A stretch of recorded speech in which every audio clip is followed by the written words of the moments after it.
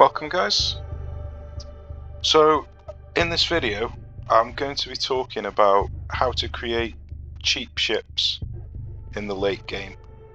Now at the moment you get a lot of cash in the late game. If you start in 1890 by late game, money isn't really an issue, but they might change this in the future. So if it does become an issue, you might want to know how to keep your costs as low as possible.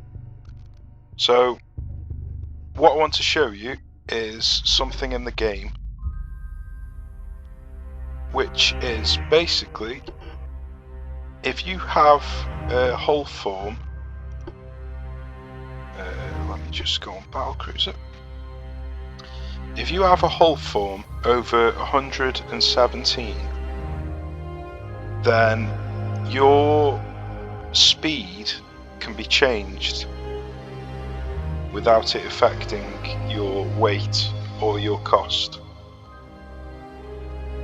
Now you need minimum beam and minimum draft to do this. So if you've got a hull form of 117, set these two to the minimum and you can create a dirt cheap ship with loads and loads and loads of weight left over. So it might get patched in the future. It should get patched because it is an exploit. So this might only be a temporary video. It might need updating when the devs realise what they've done. But basically, what I'm going to do is go through each nation's ships and show you which ones have got this magic 117 number on the hull form. This way you can create ships that are incredibly cheap in comparison to other nations who might have, say, 100 or 110 or 95. So if we just check this Battlecruiser, so that's got 95. So I'm on a super Battlecruiser at the moment, and I'll take these off for now. So a super Battlecruiser at 31 million, maximum displacement, maximum speed, 31 million. So if we go on a large cruiser, which has only got a hull form of 95,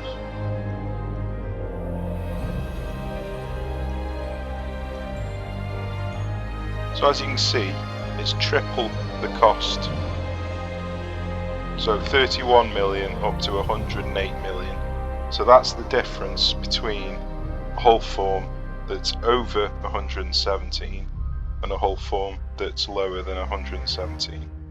So this cost will exponentially increase according to your hull form when you're putting speed on, basically.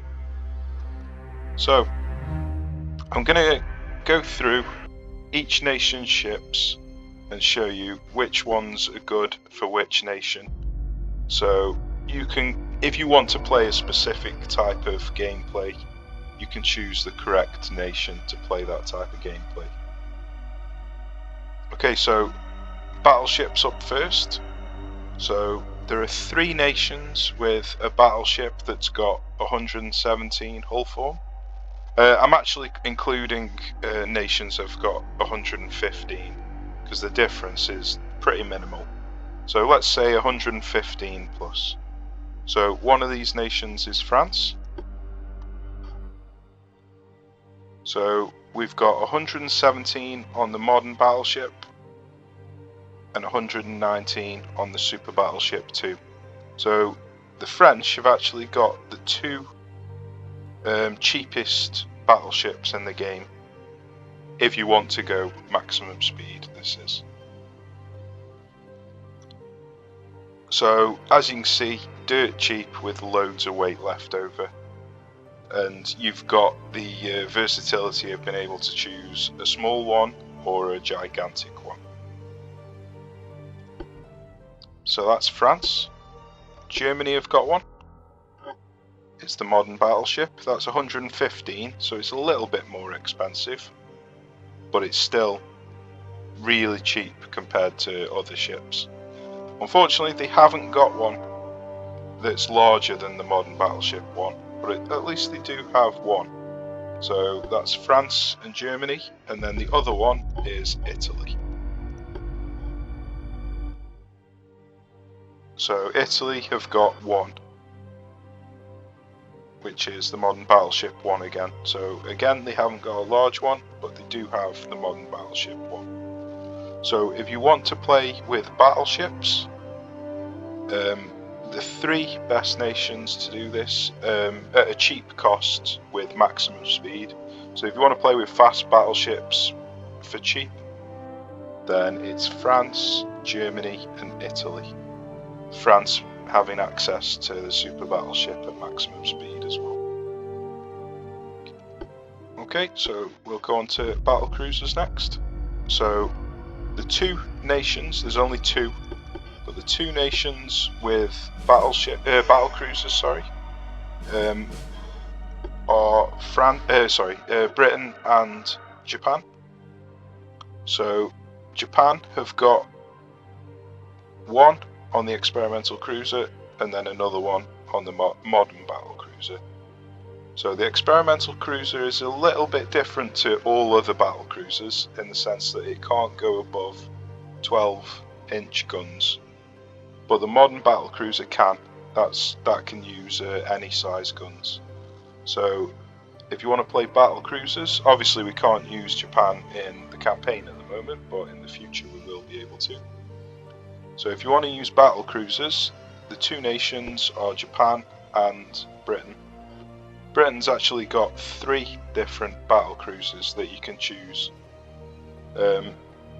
So obviously you can go for the battle cruiser 6, which is the cheapest, or you can go for the super battle cruiser, which is the most expensive, but it's still really cheap.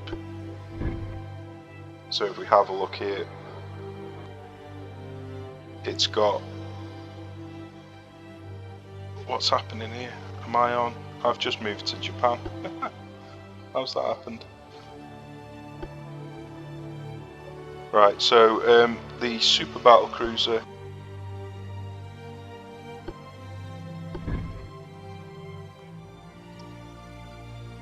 if we set these down to minimum,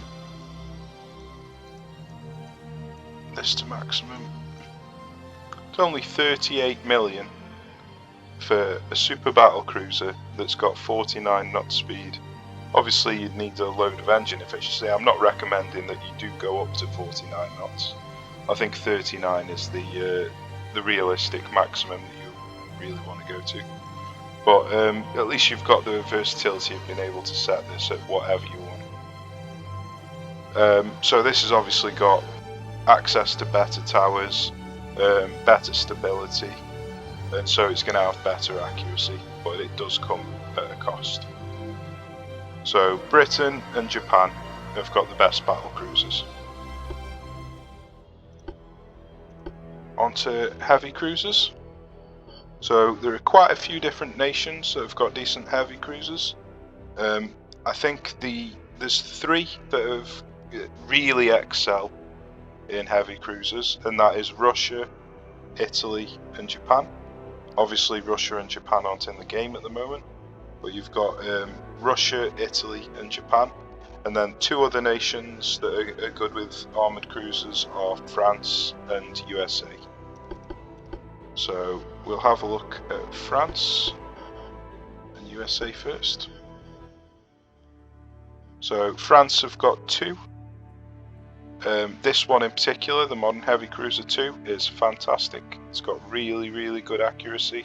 It's got loads of space, so you can customize it however you want. It's just a fantastic ship, this one is. And then you've got USA, which has got 114 hull form, so it's not quite the magic number of 117, but it's not far off. And it's got built-in barbettes, which can be a pain sometimes. You can't fit the guns on that you want, but on this particular ship you can actually put the biggest caliber guns on. So let's see if they go up to the maximum, which they do. So USA has got a decent hull, the modern heavy cruiser 1, where you can put on the biggest caliber guns, and it's got almost the best hull form that you need. Okay, so we'll check out Russia and Italy next. So Russia has got 1, 2, 3. So they've got 3 different hulls that you can choose. Now, the first 2 have got limits to them as to why they're not quite as good. But this third one has obviously got loads of space, so loads of customization, and they've got 2 really good towers. But if we have a look at the others, so this first one, this can't fit the towers on without having to increase the beam, and when you increase the beam you lose that magic number of being above 117. So if we have a look, we can increase it slightly, but then when you get to a certain point, which is just there, then anything above this and the cost shoots through the roof. This is basically decreasing your hull form. It just doesn't actually show in here, unfortunately. But that's why the cost suddenly increases. It's basically decreasing your hull form. So unfortunately you can't put the best towers on when you're below the magic number. So this would then exponentially increase the cost quite significantly. But if we have a look at the modern heavy cruiser 2, you can fit the best towers on. So they've got 2 really decent hulls, heavy cruiser 2, heavy cruiser 3. Okay, so that's Russia. Now we'll have a look at Italy. So Italy have got 1, 2, 3, 4, 5 hulls that you can choose. Now you will have the same problem here, where some of these smaller hulls can't fit the towers on without increasing your beam. So some of these smaller hulls aren't quite as good as the bigger ones, but you can still get quite a lot of speed out of them. And then with the bigger ones, you can get as much speed as you want out. So Italy and Russia have got fantastic hulls, and so have France. And then the USA has got a pretty decent one, but not quite as good. And then the final one is Japan. So Japan have got 1, 2, 3, 4. So Japan have got 4 different hulls. So they're another nation where you've got a lot of choice. And they've actually got really good space on them as well. So you might even be able to, not quite, oh, you can just about fit one there. So yeah, Japan can even use the smallest one. So there's another nation that's got fantastic armoured cruisers. Okay, onto the light cruisers now. So a lot of the nations have got decent light cruisers. I won't go into each one of them because they're all pretty much the same. But France, Germany, Russia, Italy, Austro-Hungarian Empire, Japan and China. So the only ones that haven't really are Britain, Spain, I think that's it, Britain and Spain. So if you want to use light cruisers, don't choose Britain and Spain.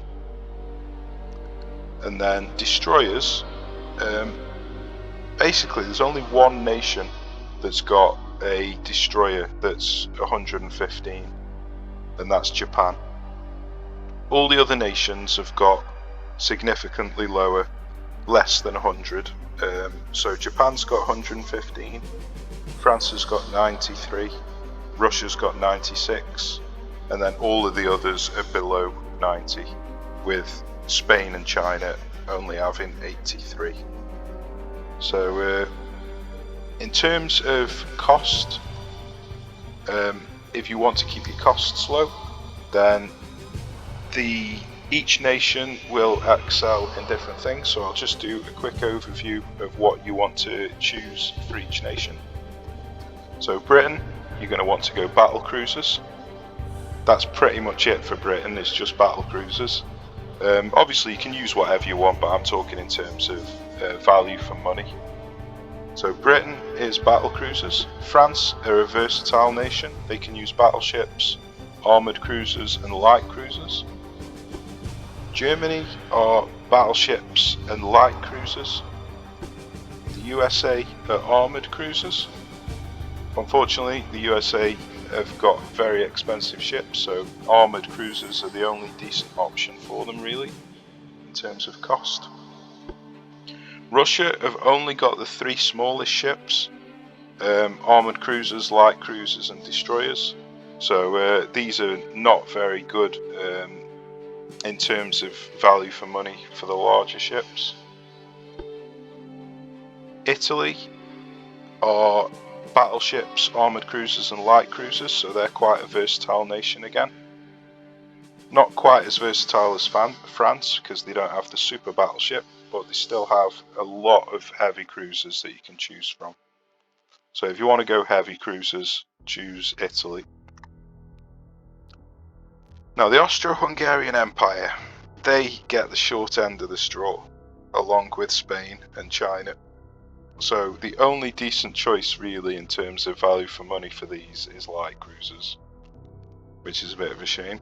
So really, if you're going to be using Austro-Hungarian Empire, you're going to be using slow ships. You're not going to be able to get very fast ships with these. Japan have got probably the best variety of every nation. The only thing that they don't excel in is battleships, but they have the best of all of the other categories. So when Japan get added into the game, I'm guessing this is going to be the most versatile nation in the game. Spain, unfortunately, have absolutely no decent value for money ships. So Spain are going to be the hardest nation to compete financially. And China have only got the light cruisers, the same as the Austro-Hungarian Empire. So yeah, if you want to go battle cruisers, you want Britain. If you want to go battleships, you go France, Germany and Italy. If you want to go armoured cruisers, you go Italy, and then when the game increases Italy and France. And then when the game adds in the other nations, you can also choose USA, Russia and Japan. If you want to go light cruisers, then pretty much any nation apart from Britain, the USA and Spain. And if you want to go destroyers, the only real decent nation is Japan. So yeah, that is what I recommend for how to use each nation, which hulls are good for each nation. So this is only concerning hulls and the cost. So I haven't really delved into the towers and the guns yet. I know that Germany has really good towers, and I think Japan does. And I know that Britain has really good guns, and Italy has particularly bad guns because of the size of the turrets. So I might do another video concerning guns and towers, but this one's obviously focusing on finances and hulls. So I hope this has been helpful. Take care guys, and I'll see you soon.